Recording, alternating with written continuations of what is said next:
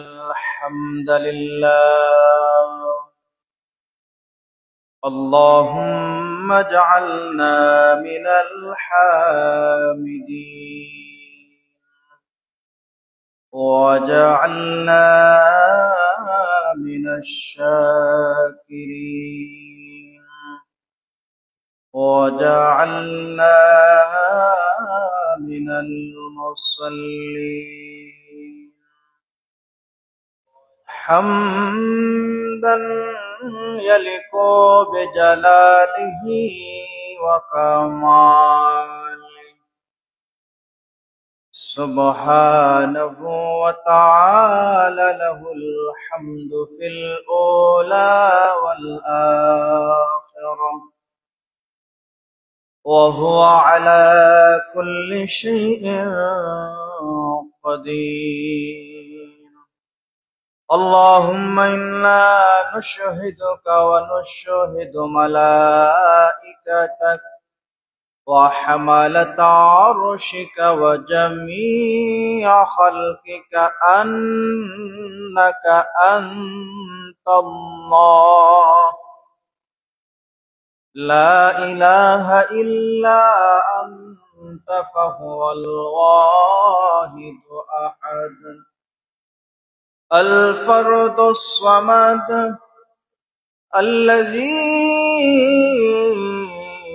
لم يلد ولم يولد ولم يكن له كفوا أحد وأشهد أن سيدنا وسندنا وحبيبنا وحبيب ربنا وطبيبنا وطبيب قلوبنا وأولانا ومولانا محمد الذي يرسله بالحق بشيرا ونذيرا وداعيا إلى الله بإذنه وسراجا منيرا. أما بعد فقد قال الله تعالى في كلامه المجيد وفي فرقانه الحميد أعوذ بالله من الشيطان الرجيم. بسم الله الرحمن الرحيم. ولا تزر وازرة وزر أخرى وإن تدع مثقلة إلى حملها لا تحمل منه شيء ولو كان ذا قربى. وقال تعالى إنك ميت وإنهم ميتون. صدق الله العظيم وصدق رسوله النبي الحبيب الكريم. وقال النبي صلى الله عليه وسلم الصلاة وما ملكت أيمانكم. عن علي رضي الله تعالى عنه قال النبي صلى الله عليه وسلم أوصي بالصلاة والزكاة وما ملكت أيمانكم. وعن عائشة رضي الله تعالى عنها قالت سمعت رسول الله صلى الله عليه وسلم في وقت الوفاة اللهم أعني على سكرة الموت اللهم رفيق الأعلى اللهم اغفر لي وارحمني والحقني بالرفيق.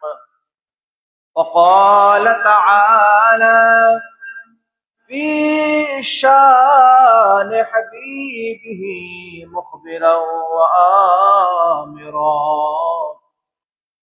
إن الله وملائكته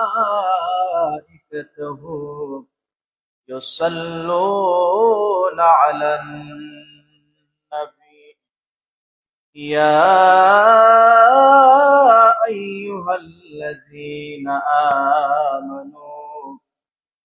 آمنوا صلوا عليه وسلموا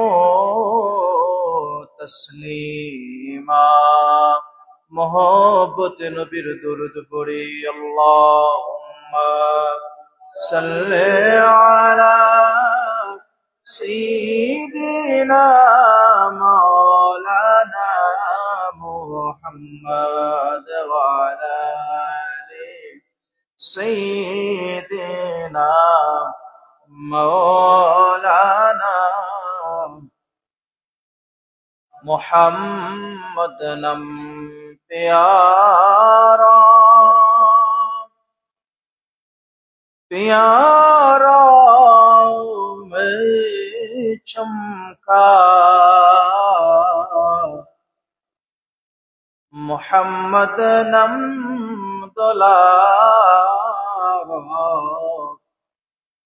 दुलारा में चमका. अल्लाहुम्मा सल्ले अला सय्यिदिना मौलाना मुहम्मद व अला आलि सय्यिदिना मौलाना. मेरे दिल में है याद मुहम्मद मेरे दिल में है मेरे होठों पे जिक्र मदीना मेरे होठों पे जिक्र मदीना मेरे दिल में है मेरे दिल में है. दर पर मुझे बुलाना या रसूल अल्लाह आका मदीने वाले. दर पर मुझे बुलाना आका मदीने वाले. बिगड़ी मेरी बनाना बिगड़ी मेरी बनाना मेरे दिल में है याद मुहम्मद मेरे दिल में है मेरे होठों पे जिक्र मदीना मेरे होठों पे जिक्र मदीना मेरे दिल में है.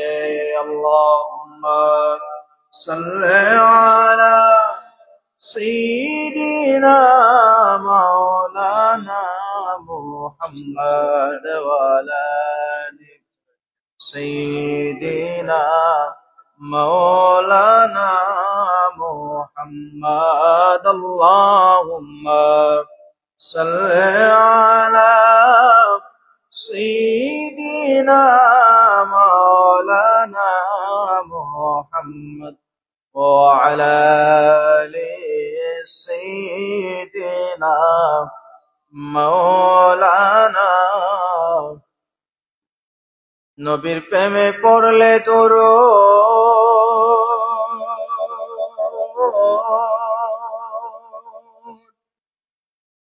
কোলে ইশকের তালা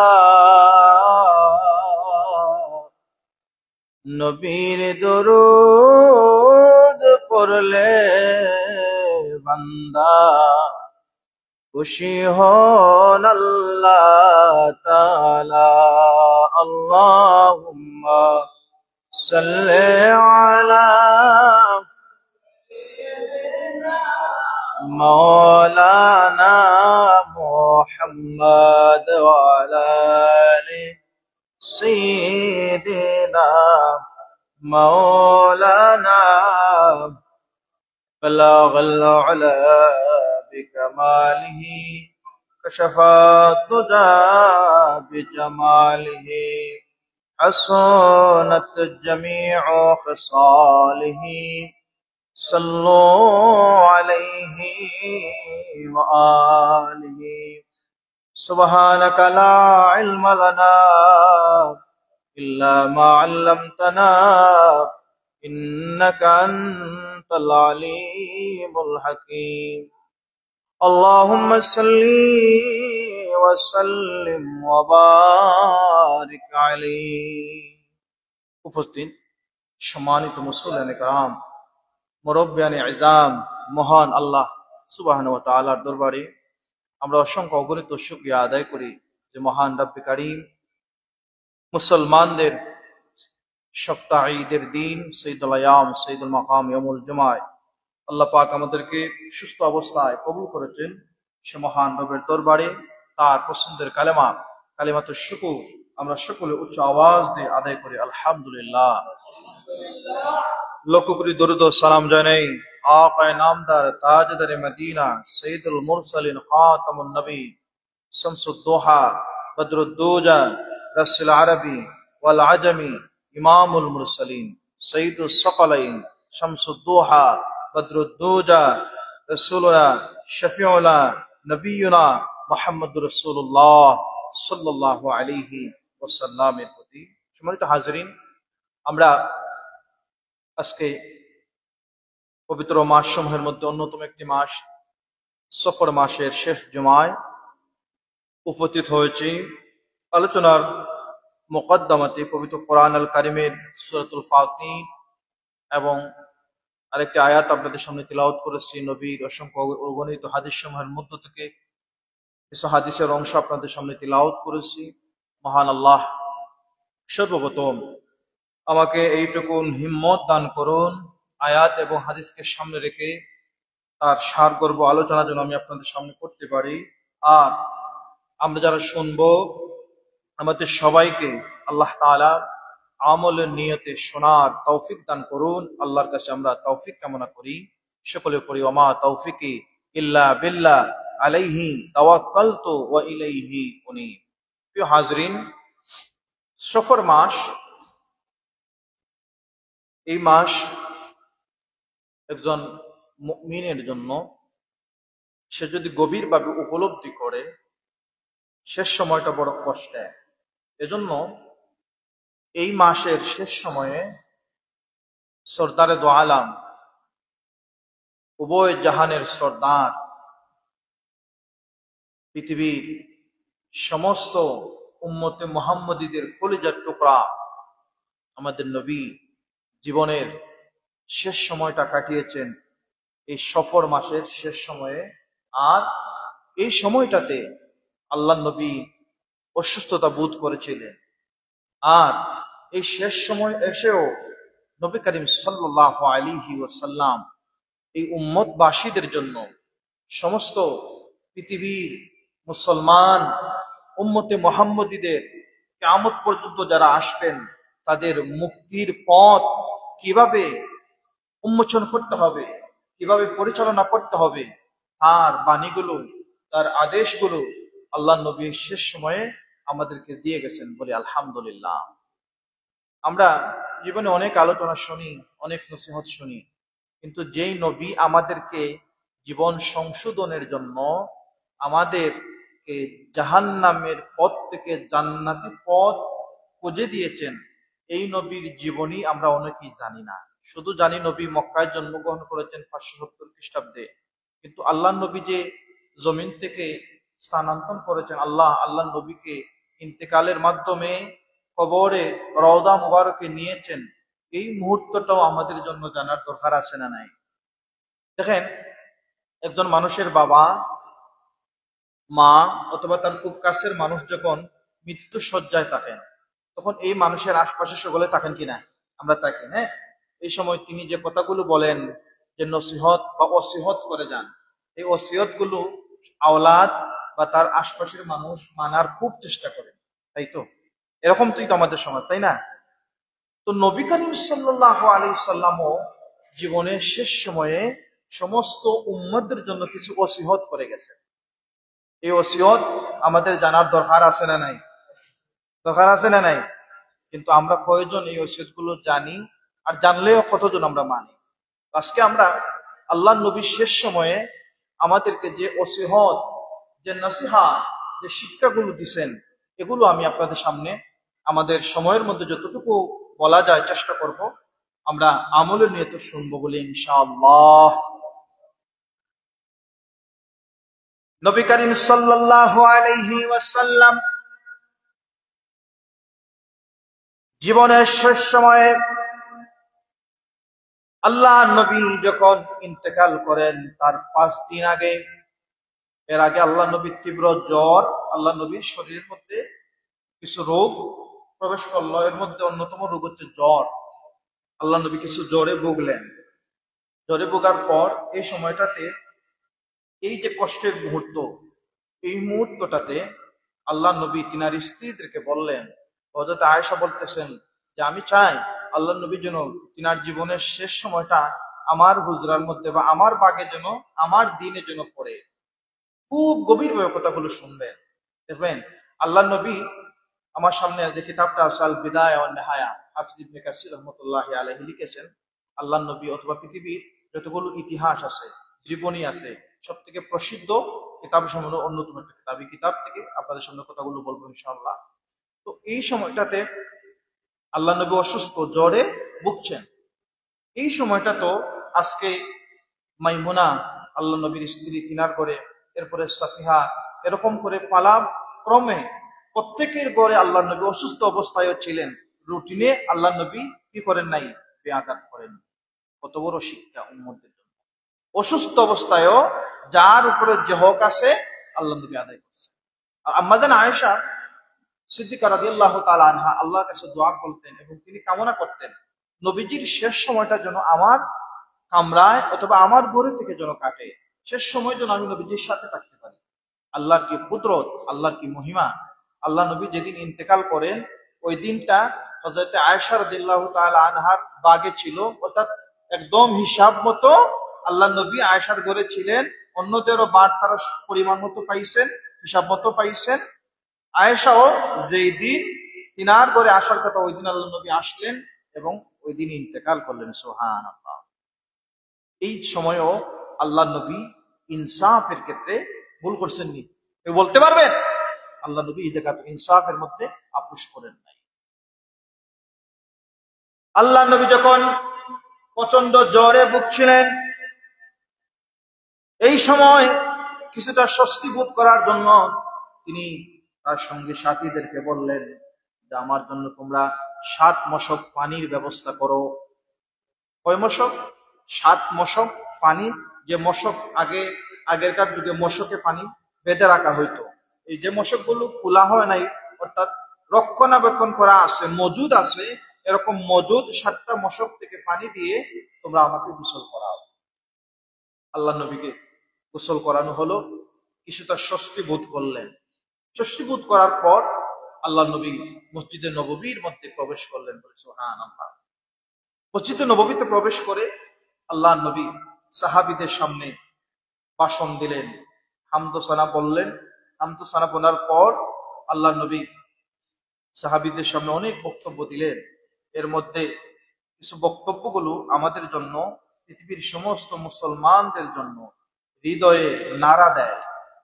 একটা মানুষ যখন মৃত্যু পদযাত্রী থাকে, এই সময় তার রাগ বেড়ে যায়, তার সাথে কথা বলা যায় না, যখন সে কষ্ট পায়।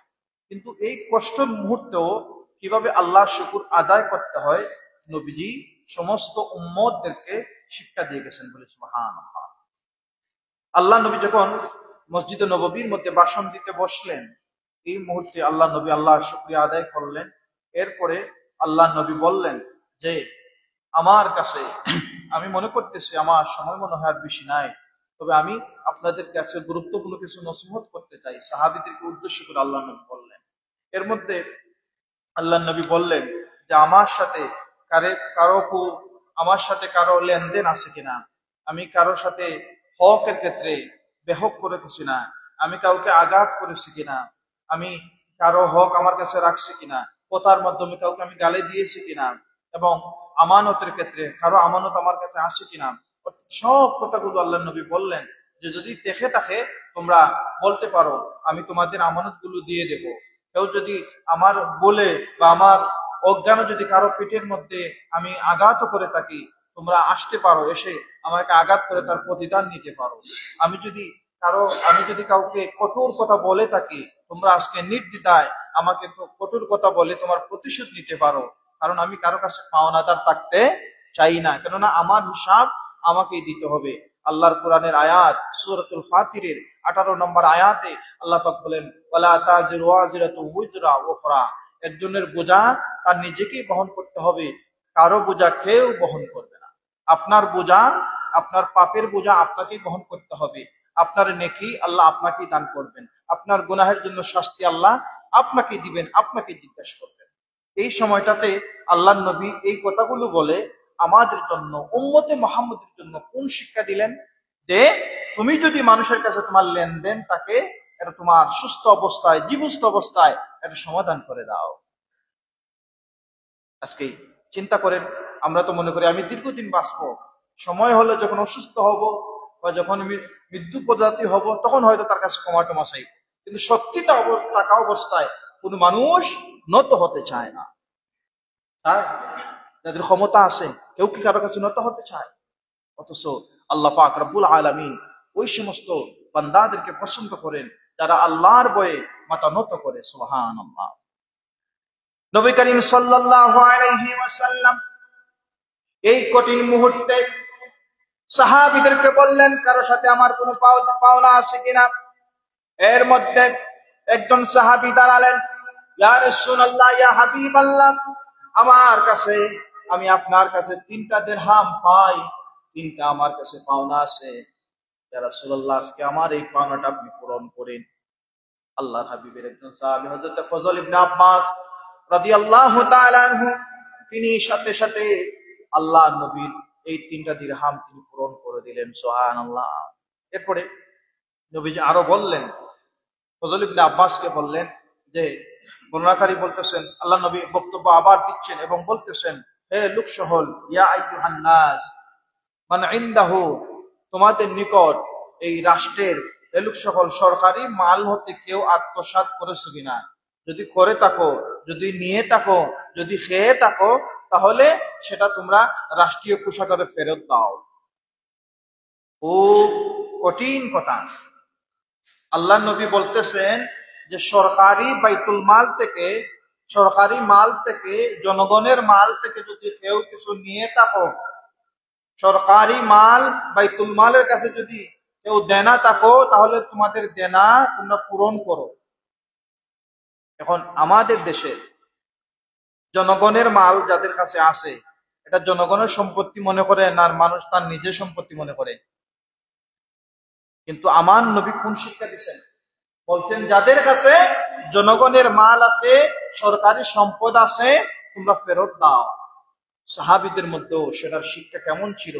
একজন ব্যক্তি দাঁড়ায় গেলেন, ইয়া রাসূলুল্লাহ, ইয়া হাবিবাল্লাহ, আমার কাছে 3টা দিরহাম আছে, যেগুলো আমি আল্লাহর পথে আত্মসাৎ করেছিলাম। নবী বললেন, তবে তুমি তা কেন আত্মসাৎ করেছিলে? তখন এই সাহাবী বললেন, ইয়া রাসূলুল্লাহ, আমি এই মুহূর্তে যখন আমি টাকাগুলো দিরহামগুলো নিয়েছিলাম, আমি বড় অভাবে ছিলাম, এই অবস্থা আমি নিয়েছিলাম, ইয়া রাসূলুল্লাহ এই নেন, আমি আমার কাছে যে আমানত আছে, রাষ্ট্রের সরকারের জনগণের আমানত আমি দিয়ে দিলাম। সুবহানাল্লাহ।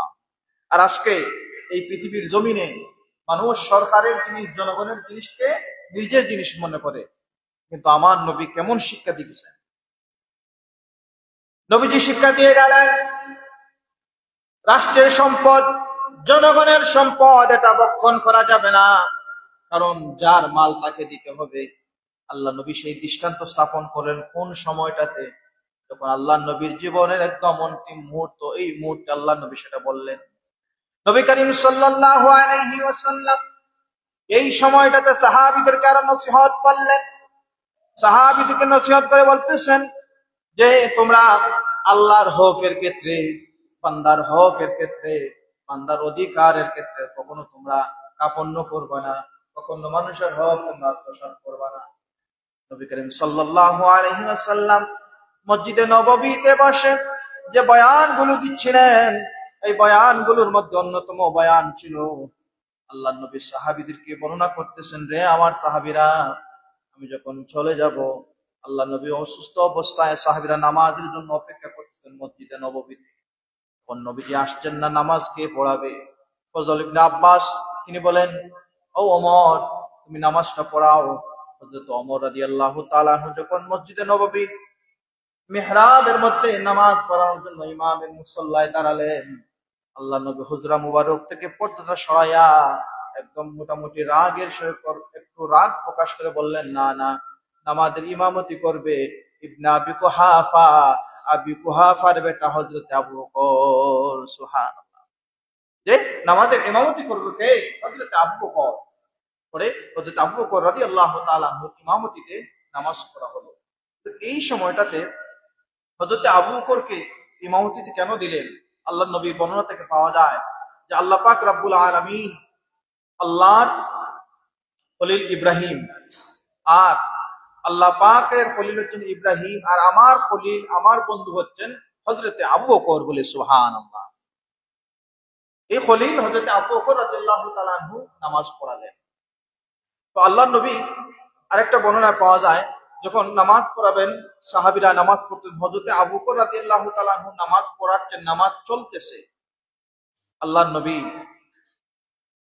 হুজরা মুবারকের পর্দাটা সরাইয়া যখন দেখতেছেন সাহাবীরা, আল্লাহ নবী যে নামাজ শিক্ষা দেওয়ার জন্য দীর্ঘদিন কষ্ট করেছেন, কাফের ইহুদি নাসারা নবীকে আঘাতের পর আঘাত করেছে, বাজে মন্তব্য করেছে, আল্লাহ নবী সব সহ্য করেছিলেন যাতে মানুষগুলোকে কি করতে পারেন, কুনতুম শাফা উফরিম মিনান নার, তোমরা জাহান্নামের দ্বার প্রান্তে ছিলে, এই জাহান্নামের পথ থেকে জান্নাতের পথে আমি তোমাদেরকে এনেছি।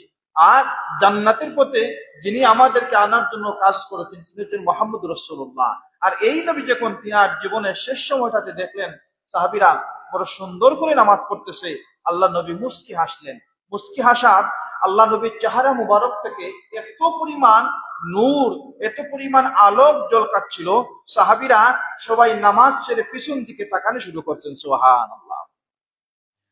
আরেকটা বর্ণনায় পাওয়া যায়, নবী করিম সাল্লাল্লাহু আলাইহি ওয়াসাল্লাম মসজিদে নববীতে নামাজ অবস্থা আগমন করলেন, সাহাবীরা নামাজ থামায়া দিলেন। আল্লাহ নবী নামাজের মুসল্লায় একদম ইমামের সামনে গেলেন, হযরত আবু বকরের পাশে গেলেন, আবু বকর ডান পাশে, হযরত আমাদের নবী বাম পাশে। নামাজের যে আয়াতগুলো, একটা আয়াত পড়তেছেন, ওই আয়াতের মধ্যে আবু বকর থেমে গেলেন, ওই তামা আয়াত থেকে পরবর্তী আয়াত পরিপূর্ণ করে আল্লাহ নবী নামাজ পড়াইছেন। সুবহানাল্লাহ। এজন্য আল্লাহ নবীকে শারে শরীয়ত বলা হয়, শরীয়তের প্রবর্তক বলা হয়। আল্লাহ নবী যেটা পছন্দ করছেন, আল্লাহ সেটাকে শরীয়ত বানায় দিচ্ছেন। সুবহানাল্লাহ। আল্লাহ নবী যেটাকে ভালোবাসছেন, আল্লাহ সেটাকে মানুষের জন্য আবশ্যক করে দিচ্ছেন। আল্লাহ নবী যেটাকে অধিক পরিমাণে ভালোবাসছেন, এটা উম্মতের জন্য হয়তো ফরজ হয়ে গেছে, হয়তো ওয়াজিব হয়ে গেছে। সুবহানাল্লাহ। এরপরে নবী করিম সাল্লাল্লাহু আলাইহি ওয়াসাল্লাম আরো অনেক বর্ণনা দিলেন, অনেক ভাষণ দিলেন।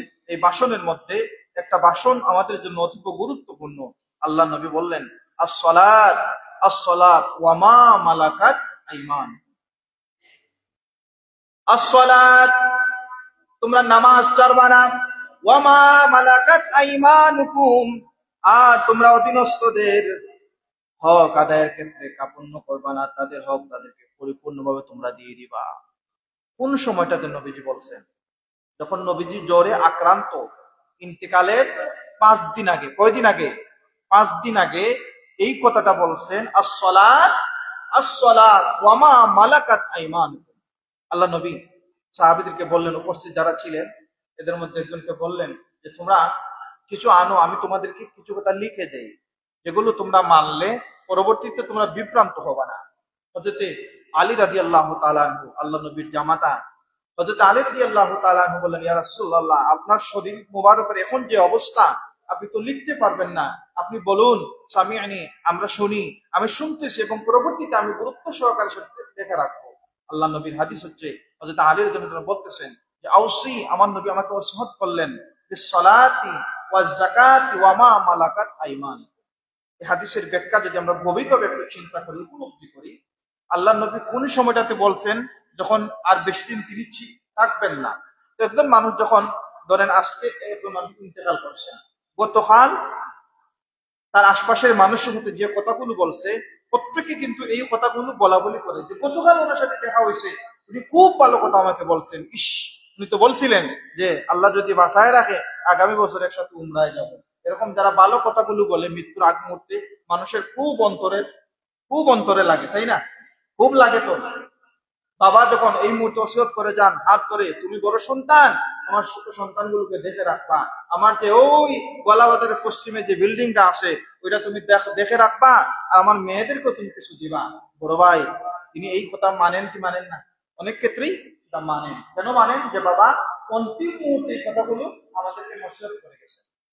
এরপরে বাবা যদি বলেন যে আমার এই এই জিনিসগুলো আল্লাহ রাস্তায় মসজিদে দিবা, আমি মান্নত করলাম মসজিদে একটা মিম্বর নাই, তোমরা আমার পক্ষ থেকে একটা মিম্বর এখানে দিয়ে দিও। বাবা ইন্তেকাল করার পর সন্তান আগেই চেষ্টা করে যে বাবা শেষ সময় যে ওসিয়তটা করছেন ওই ওসিয়তটা যেন আমরা ভালোভাবে পালন করি। সন্তানগুলো খুব চেষ্টা করে। আমার কথা বলে আপনারা বুঝছেন? চেষ্টা করে কিনা? আপনাদের বাবার ক্ষেত্রে আপনারা এরকম করবেন কিনা? আমরা করবো কিনা? যদি বাবা বলেন আর সামর্থ্য থাকে, আমরা মানার চেষ্টা করি তো? কথা বলেন, আমরা করি তো চেষ্টা? জোরে বলেন, চেষ্টা করি তো? সূরাতুত তাওবায় আল্লাহ পাক রব্বুল আলামিন বলেন, আবাউকুম, এই আয়াত অনেক লম্বা আয়াত। তোমাদের বাবা, তোমাদের মা, তোমাদের সন্তান, তোমাদের বন্ধু, তোমাদের সম্পত্তি, সবার ঊর্ধ্বে যাই আল্লাহ নবীকে মহব্বত করতে হবে, ভালোবাসতে হবে, নবীর কথা শুনতে হবে।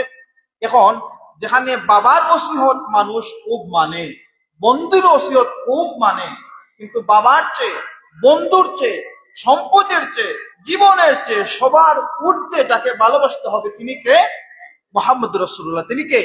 মুহাম্মদ রাসূলুল্লাহ। এই মুহাম্মদ রাসূলুল্লাহকে সবার ঊর্ধ্বে ভালোবাসতে হবে। আর এই মুহাম্মদ রাসূলুল্লাহ তিনার জীবনের শেষ ওসিয়ত করে গেছেন কি? আস-সালাত ওয়া মা মালাকাত আইমানুকুম, তোমরা নামাজ পড়ো আর তোমাদের অধীনস্থ যারা আছে তাদের সাথে তোমরা ভালো ব্যবহার করো, তাদের হক তোমরা পরিপূর্ণভাবে আদায় করো। এখন বান্দারা, উম্মতে মুহাম্মদীরা তার বাবার ওসিয়ত খুব মানে, বন্ধুর ওসিয়ত খুব মানে, কিন্তু যে নবীর জন্য, যে নবীর শাফাত না করলে কবরে যাবার পর ওই নবীকে যদি আপনি চিনতে না পারেন, হুফরাত মুহফারিম মিনান নার, কবর থেকে আপনার আযাব শুরু হয়ে যাবে। এই নবীর শেষ সময়ের ওসিয়ত কয়জন উম্মত মানেন? কথা বলেন তো দেখি। আজকের কথাগুলো গভীরভাবে হৃদয়ে একটু স্থান দেওয়ার চেষ্টা করেন। জীবনে ওয়াজ শোনেন, কিন্তু ওয়াজটা অন্তরে নিয়ে বাস্তবায়ন করে নিজের কলবের সাথে একটু দিমাগ কাটে চিন্তা করেন। বাবার ওসিয়ত, বন্ধু বান্ধবের ওসিয়ত সবগুলো আমরা মানার চেষ্টা করি, কিন্তু এই বাবা আপনার কাজে আসবেন না কিয়ামতের ময়দানে। যদি আপনি গুনাহগার হয়ে যান, আপনার গুনাহ হয়তো বাবা জাহান্নামে যেতে পারে, আল্লাহ না করুন। কিন্তু ওই নবী যদি বলেন আমার উম্মত, রাব্বি হাবলি উম্মতি, আল্লাহ আমার উম্মত, আমার উম্মত, আমার উম্মত, তাদেরকেই বলবেন যারা নবীজির জীবনের শেষ ওসিয়ত, আল্লাহ নবী সারা জীবনের যত নসিহত এগুলো যারা মেনে চলছে, ওই সমস্ত মানুষগুলোকে কিয়ামতের ময়দানে আল্লাহ নবী শাফাআত করবেন। আবে কাউসার, আল্লাহ নবীকে আল্লাহ পাক দান করেছেন আবে কাউসারের ওই পানি, শীতল পানি, ওই জান্নাতি পানি, একদম কোমল, এত স্বাদযুক্ত একটা পানি, যেটার উদাহরণ দুনিয়ার কোনো পানির সাথে নাই। এই পানিটা তারাই পাবে যারা বাবার চেয়ে, মায়ের চেয়ে, সন্তানের চেয়ে, সম্পত্তির চেয়ে সব থেকে বেশি আল্লাহ নবীকে অগ্রাধিকার দিবে। ওই মানুষগুলোকে আল্লাহ পাক দান করবেন। সুবহানাল্লাহ। নবী অন্তিম মুহূর্তে সাহাবায়ে কেরামরা বসে আছেন। ইতিমধ্যে হযরত ফাতিমা যোহরা আল্লাহ নবীর হুজরা মুবারক প্রবেশ করলেন। ফাতিমা যোহরা আল্লাহ নবীর একদম পাশে গেলেন এবং বলেন, পাশে যাওয়ার পর আল্লাহ নবী হযরতে ফাতিমা যোহরা রাদিয়াল্লাহু তাআলা আনহাকে বললেন যে, প্রতি বছর জিবরাইল রমজান আল মুবারকে কোরআন শরীফ আমাকে একবার শ্রবণ করান, একবার শোনান। মা, এবছর আমাকে জিবরাইল 2 বার কোরআন শোনালেন। আমার মনে হচ্ছে হয়তো পৃথিবীতে আমি আর বেশি দিন থাকবো না। এই কথা শোনার পর হযরত ফাতিমা যোহরা রাদিয়াল্লাহু তাআলা আনহা বিলাপ করে কান্না শুরু করে দিলেন। তিনার কান্না দেখে আল্লাহ নবী হযরত ফাতিমাকে আবার বললেন, তুমি কেন কান্না করতেছো, আমার একটু কাছে আসো। আবার কিছু কথা বললেন। হযরত ফাতিমা যোহরা মুস্কি হেসে তিনার কান্না বন্ধ করে দিলেন। সুবহানাল্লাহ। আল্লাহ নবীর ইন্তেকালের পর, ইন্তেকালের আগে এই কথাগুলো হযরত ফাতিমা কাউকে বলেন নাই। আল্লাহ নবী যখন জমিন থেকে চলে গেলেন, হযরত আয়েশা সিদ্দিকা রাদিয়াল্লাহু তাআলা আনহা হযরত ফাতিমা যোহরাকে বললেন, আমি তোমার সম্পর্কের দিক দিয়ে হকদার। আল্লাহ নবীর অন্তিম মুহূর্তে তুমি যখন নবীর একদম পাশে ছিলা, দেখলাম প্রথমে তুমি কান্না করলা। কান্না করার পর কিছুক্ষণের পর যখন আবার নবীর সাথে আবার তুমি কথা বললা, এরপর তুমি মুস্কি হাসলা, কান্না থামায়া দিলা। এর কারণটা কি আমাকে একটু বলো। হযরতে ফাতিমা যোহরা রাদিয়াল্লাহু তাআলা আনহা বলেন যে, প্রথম আমি যখন কান্না করছিলাম, নবীজিকে হযরতে জিবরাইল জানাই দিয়েছেন, বা জিবরাইলের পক্ষ থেকে কোরআন এই বছর 2 বার শোনানো হয়েছে। আর নবী অসুস্থতা বেশি একদম প্রকট আকার ধারণ করেছে। নবী বললেন যে, মা, আমি হয়তো আর বেশি দিন বাঁচবো না, যেহেতু জিবরাইল 2 বার আসছেন। এজন্য আমি কান্না করলাম, আমার বাবাকে আমি হারিয়ে ফেলবো, আমার বাবাকে আমি কাছে থেকে দেখতে পারবো না। পরবর্তীতে আমার কান্না থেকে যখন বাবা আরেকটা কথা বললেন, এই কথাটা ছিল এই যে, আমি এই জমিন থেকে চলে যাবার পর সর্বপ্রথম তোমার সাথে সাক্ষাৎ হবে। সুবহানাল্লাহ। আমি এই জমিন থেকে চলে যাবার পর সবার আগে তোমার সাথে সাক্ষাৎ হবে। এই খুশিতে আমি তখন ওই সময়টাতে কান্না থামিয়েছিলাম। সুবহানাল্লাহ। এখন এই জায়গার মধ্যে একটা প্রশ্ন, এটা মাসআলা আমাদের জন্য কি, কিছু মানুষ মনে করেন যে আল্লাহ নবী গায়েব জানেন না। এগুলো নিয়ে খুব খুব ঝগড়া হয়। সামনে ওয়াজের মৌসুম আসতেছে, আমলের ওয়াজ বাদ দিয়া নবীর নূরের তৈরি, রবিউল আউয়াল মানি না, কেউ মানি, মিলাদুন নবী মানি না, কেউ সিরাতুন নবী মানি, এই সামনে মাস আসতেছে, খুব কাটাকাটি হয়। কিন্তু নবীজি কি আল্লাহ পাক রব্বুল আলামিন, আল্লাহ নবী বলতেছেন, উতিতুল ইলমাল আউয়ালিন ওয়াল আখিরিন, আমি প্রেরিত হয়েছি, আমাকে জানিয়ে দেওয়া হয়েছে আউয়ালিন ওয়াল আখিরিন, আউয়াল এবং আখিরের সমস্ত জ্ঞান, সমস্ত ইলম আল্লাহ পাক আমাকে জানাই দিয়েছেন। সুবহানাল্লাহ। আল্লাহ যে জ্ঞানগুলো জানাই দিয়েছেন, এই মানুষ কেউ জানে না। আল্লাহ নবীকে জানাই দিয়েছেন, আর কেউ জানে না। এরপর নবী যখন জানান, এগুলো তো অদৃশ্য বিষয়। তবে আল্লাহর পক্ষ থেকে তিনি আগে জ্ঞান প্রাপ্ত হয়েছেন, আল্লাহর পক্ষ থেকে আগে তিনি ইলহাম প্রাপ্ত হয়েছেন। সেদিকে যাচ্ছি না। তো ঠিক দেখা গেল আল্লাহ নবী জমিন থেকে বিদায় নেওয়ার পরে সবার আগেই হযরত ফাতেমা ইন্তেকাল করতেন। সুবহানাল্লাহ। এখন নবীজির কথা সত্য না মিথ্যা? সত্য, যে এটা প্রমাণ হয়েছে। তো এখন নবীজির সত্য কথাগুলো আমাদের জন্য বলে গেলেন সারাটা জীবন। এই সত্য কথাগুলো আমরা কতটুকু মানার চেষ্টা করি? ইন্তেকালের মুহূর্তে নবী করিম সাল্লাল্লাহু আলাইহি সাল্লামের একদম কাছে ছিলেন আম্মা জান আয়েশা সিদ্দিকা রাদিয়াল্লাহু তাআলা আনহা। ওই সময়টাতে আল্লাহ নবীর হযরত আব্দুর রহমান বিন আবু বকর, আবু বকরের সন্তান আব্দুর রহমান প্রবেশ করলেন। তিনার হাতের মধ্যে একটা খেজুরের ডাল ছিল। আল্লাহ নবী তিনার এই ডালের দিকে তাকালেন। আম্মা জান আয়েশা সিদ্দিকা রাদিয়াল্লাহু তাআলা আনহা লক্ষ্য করলেন যে নবীজি খেজুরের ডালের দিকে তাকাচ্ছেন। খেজুরের ডালটা আম্মা জান আয়েশা সিদ্দিকা হাতের মধ্যে আনলেন। আনার পর এটাকে ভেঙে একদম মিসওয়াকের মতো করলেন। মিসওয়াকের মতো করে আল্লাহ নবীর পরিবার হযরত আয়েশা তিনার মুখের মধ্যে নিয়ে একটু চেবাইলেন, চাবায়া নরম করলেন, নরম করে আল্লাহ নবীকে দিলেন। আল্লাহ নবী শেষ সময়টা তো মিসওয়াক করলেন। সুবহানাল্লাহ। এখন আমাদের দেশের আমরা কয়জন মানুষ মিসওয়াক করি? মিসওয়াকের গুরুত্ব কত বেশি! আল্লাহ নবী জীবনের একদম শেষ মুহূর্তেও মিসওয়াক করেছেন। সিওয়াক হাদিসের ভাষায় বলা হয় মিসওয়াক মানুষকে মুখের ভিতরে দন্তর যত রোগ আছে, গালের ভিতরের যত, গলা পর্যন্ত যত রোগ আছে, সমস্ত রোগ থেকে যদি কেউ নিয়মিত মিসওয়াক করে আল্লাহ পাক মুক্ত রাখেন। সুবহানাল্লাহ। আপনাকে ওপেন হার্ট, ওপেন যে কি বলে অপারেশন করতে হয় গালের মধ্যে, এটা করতে হবে না যদি নবীজির একটা সুন্নত মানেন। কোন সুন্নত? মিসওয়াক করা। এখন অনেক মানুষ দেখা যায় মসজিদে প্রবেশ করলে যারা ধূমপান করেন মুখ থেকে বাজে দুর্গন্ধ বের হয়। এখন আপনারা যদি ওযুর সময় মিসওয়াক করেন এই দুর্গন্ধটা দূর হয়ে যাবে। আর মিসওয়াক করলেন আপনি, দেখেন কত আল্লাহ নবীর সুন্নত, আল্লাহ নবীর জীবনী যদি কেউ গভীরভাবে চিন্তা করে, ফায়দাটা কিন্তু নবীজির না, ফায়দাটা যে পালন করে তা। নবীর সুন্নত না মানলে নবীর ক্ষতি হইবে না। আমরা যদি নবীর সুন্নত না মানি নবীকে কোনো ক্ষতি হবে? ক্ষতি হবে কার? আমার। আজকে জুমার নামাজে আপনারা আসছেন, যদি নামাজ না পড়েন জুমার নামাজের অথবা আল্লাহর কি কোনো কমতি হবে? ক্ষতি হবে? ক্ষতি হবে কার? যে পড়বে না। নবী করিম সাল্লাল্লাহু আলাইহি সাল্লাম এই যে মিসওয়াক নামক সুন্নত যদি আপনি গভীরভাবে চিন্তা করেন, আপনার অনেক রোগ থেকে আল্লাহ পাক মুক্ত রাখবেন। সুবহানাল্লাহ। মিসওয়াক ব্যবহার করলে মানুষের দাঁতগুলো শক্ত হয়, দাঁতের মাড়িগুলো মজবুত থাকে, আপনি শক্ত জাতীয় ফল খেতে পারবেন, গরুর হাড় হিসেবে খাইতে পারবেন, আপনার দাঁত মজবুত থাকবে যদি প্রতি নামাজের অজুতে আপনি মিসওয়াক করেন। মিসওয়াক যুক্ত অজু এবং নামাজ সাধারণ নামাজের চেয়ে মর্যাদা আল্লাহর কাছে বেশি। সুবহানাল্লাহ। এজন্য মিসওয়াক করলে ক্ষতি না লাভ? জোরে বলেন, লাভ না ক্ষতি? এটা কি আমার কথা, নবীজির কথা? নবীজির কথা আমরা মানবো না মানবো না? আজকে থেকে আমরা মিসওয়াক করার চেষ্টা করবো তো ইনশাআল্লাহ। যাদের সামর্থ্য আছে, যেমন একজন মানুষ গরিব, তার সামর্থ্য নাই, আপনার সামর্থ্য আছে, আপনি মিসওয়াকের সাথে 10টা কিনুন, হয়তো 20 থেকে 25 টাকা বাংলাদেশের বাজারের দাম। আপনি 20টা কিনে 20 জন মুসল্লিকে মিসওয়াক দান করেন, ওনারা যে মিসওয়াক করে সওয়াব পেলেন, যে নবীর একটা সুন্নত আপনি মানেন, আর একজন ভাইকে সুন্নত মানানোর জন্য, পালন করার জন্য আপনি যে সহযোগিতা করতেছেন, সে এই সুন্নত পালন করে যে সওয়াব পেল, আর আপনি তাকে সহযোগিতা করার কারণে এই সওয়াব থেকে একটা অংশ আপনিও পেলেন। সুবহানাল্লাহ। এজন্য নবীর সুন্নত মানার দরকার আছে না নাই? এই যে আপনারা জুমার নামাজে আসছেন, অধিকাংশ ভাইয়েরা আতর ব্যবহার করছেন তো।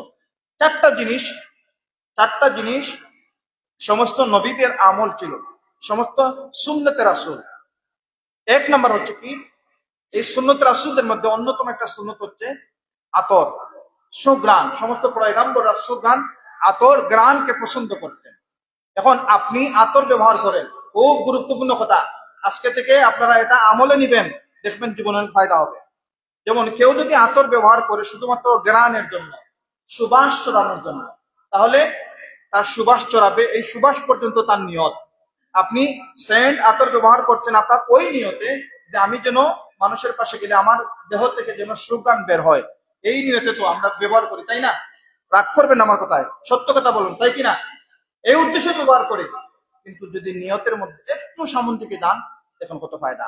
আপনি যদি চিন্তা করেন বা নিয়ত করেন আমি আতর ব্যবহার করতেছি, আমার নবী ব্যবহার করতেন, আমি আতর ব্যবহার করতেছি, এটা নবীর সুন্নত, আমি নবীর একটা সুন্নত পালন করতেছি, এই নিয়তে যখন আপনি আতর ব্যবহার করেন, আপনার আতরের মধ্যে ঘ্রাণ যে আসে, ঘ্রাণ তো আপনি পেলেন তো পেলেন, আর নবীর সুন্নত হিসাবে যে আপনি মানতেছেন, মাথায় রাইখা যে আমি সুন্নত পালন করতেছি, এই সুন্নতের সওয়াব আপনি পাবেন। সুবহানাল্লাহ। বুঝছেন তো? এটা কি কঠিন কাজ না সহজ কাজ? সবাই তো আমরা ঘ্রাণ ব্যবহার করি কিনা? আতর ব্যবহার করি কিনা? সকলেই করেন আলহামদুলিল্লাহ। এখন আমাদের দেশের যুবক ভাইয়েরাও আগের মতো ওই যে অ্যালকোহল যুক্ত সেন্ট ব্যবহার করেন না, প্রত্যেকে আতরের দিকে আকৃষ্ট। তবে নিয়তের ক্ষেত্রে এই যে আজকে থেকে এই নিয়ত করবেন, আপনি যত ব্যবহার করবেন যে আমার নবী ব্যবহার করতেন, আমি নবীর সুন্নত মানতেছি, আপনি একটা সুন্নতের সওয়াব পাবেন। সুবহানাল্লাহ। জোরে বলেন সুবহানাল্লাহ। এজন্য নবীর সুন্নত যদি আপনি মানেন, লাভ আপনার, আর যদি না মানেন লস আপনার। এজন্য হাজরিন, আল্লাহ নবীর শেষ সময়টাতে আমাদের কাছে যে নসিহত গুলো করে গেছেন, আমরা এগুলো মানার চেষ্টা করব। আল্লাহ নবী বলছেন, হযরতে আলী রাদিয়াল্লাহু তাআলা যে হাদিসটা, আল্লাহ নবী হযরতে আলী বলতেছে আউসি, নবী আমাকে ওসিয়ত করলেন, নবী আমাকে নসিহত করলেন, বিসসালাতি ওয়াজ যাকাতি ওয়া মা মালাকাত আইমানুকুম। নবীর শেষ সময় নসিহত ছিল তোমরা নামাজ পড়বা। কি করবা? নামাজ পড়বা। শেষ সময় নসিহত, যেমন আপনার বাবা যদি ওসিয়ত করেন আমরা 4-5 জন মানুষের সামনে, যে বাবা আমি যখন চলে যাবার পর মসজিদের ওই দিক থেকে যে মানুষ যায় রাস্তাটা তুমি একটু পাকা করে দিও, যখন বাবা ইন্তেকাল করার পর যদি 1 বছর 2 বছর চলে যায়, আমরা যারা উপস্থিত মানুষ আসি ওই ছেলেটাকে বলি, আমাদের সামনে তো তোমার বাবা তোমাকে এই ওসিয়তটা করলেন, তুমি এটা কেন মানলে না? আমরা তাকে তিরস্কার করি বা তাকে কথা বলি, তাই কিনা? এরকম হয় কিনা? হয় তো।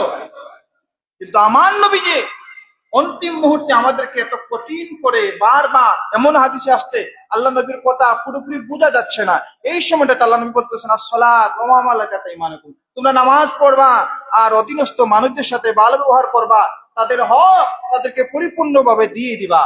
আল্লাহ নবীর ওসিয়ত কি আমাদের মা বাবার ওসিয়তের চেয়ে দামি না কম দামি? কিন্তু আমরা এই ওসিয়ত গুলোকে দামি মনে করি, সম্পত্তির ওসিয়ত গুলোকে দামি মনে করি, কিন্তু নবীজি যে আমাদেরকে যে সম্পদ ইমানই ওসিয়ত করে গেলেন, ইমানই ওসিয়ত আমাদের জন্য দিয়ে গেছেন, আমরা কয়জন মানুষ এটা মানি? আজকে থেকে আমরা মানার চেষ্টা করব, সকলে বলি ইনশাআল্লাহ।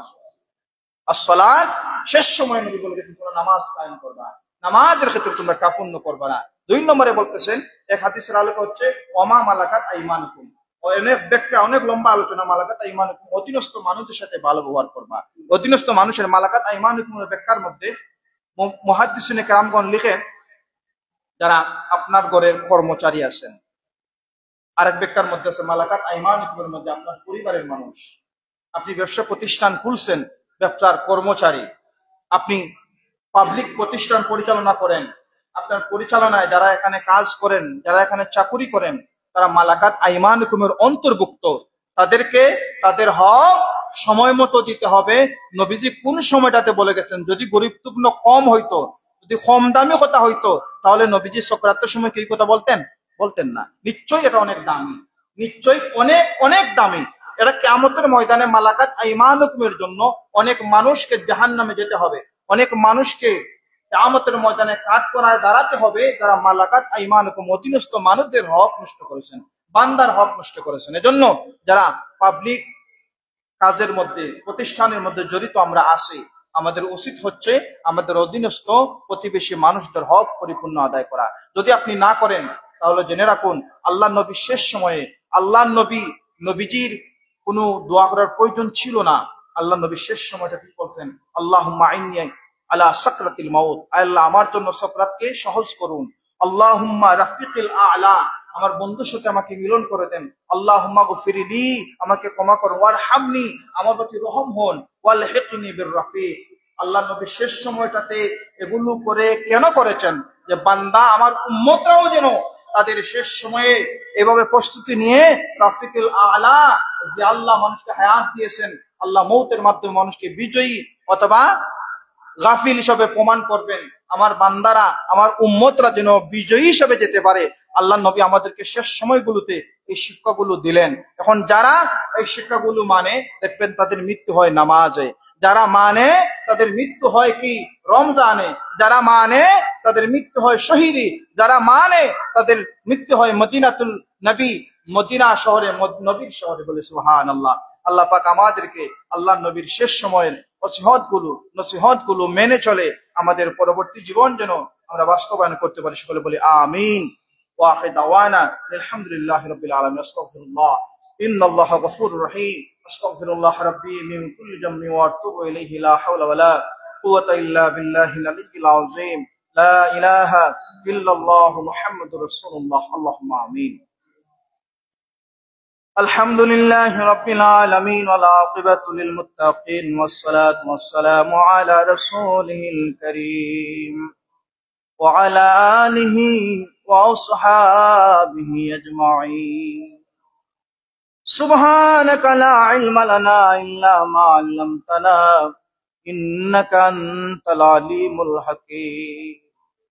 اللهم اغفر لنا قبل الموت وارحمنا عند الموت ولا تعذبنا بعد الموت ولا تحاسبنا يوم القيامة إنك على كل شيء قدير.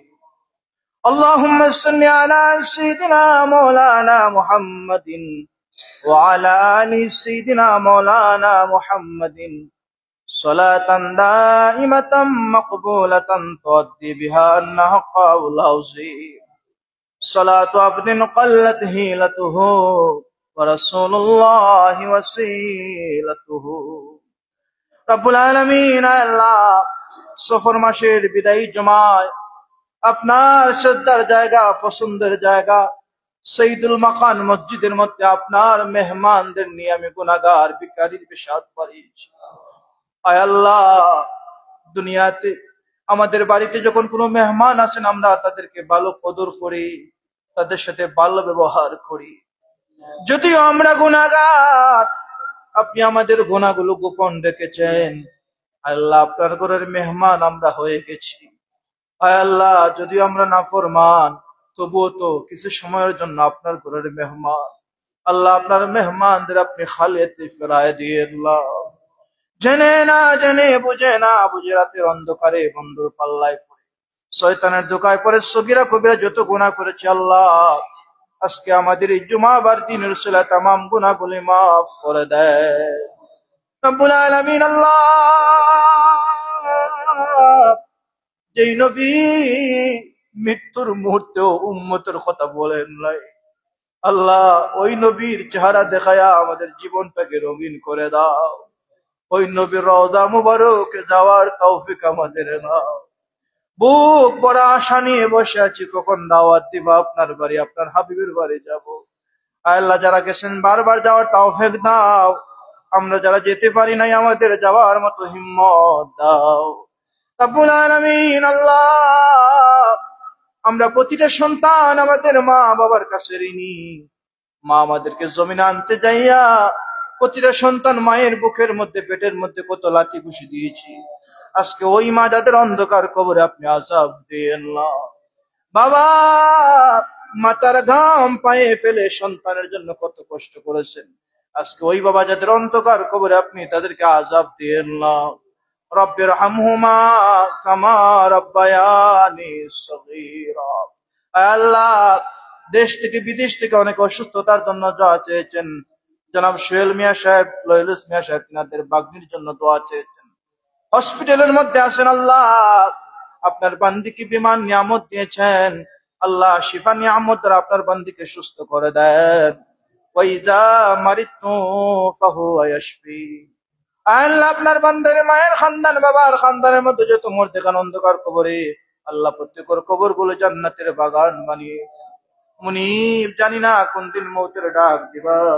যদি হায়াতের জিন্দগি শেষ হয় আমাদেরকে কালিমার সাথে মৌত দিও।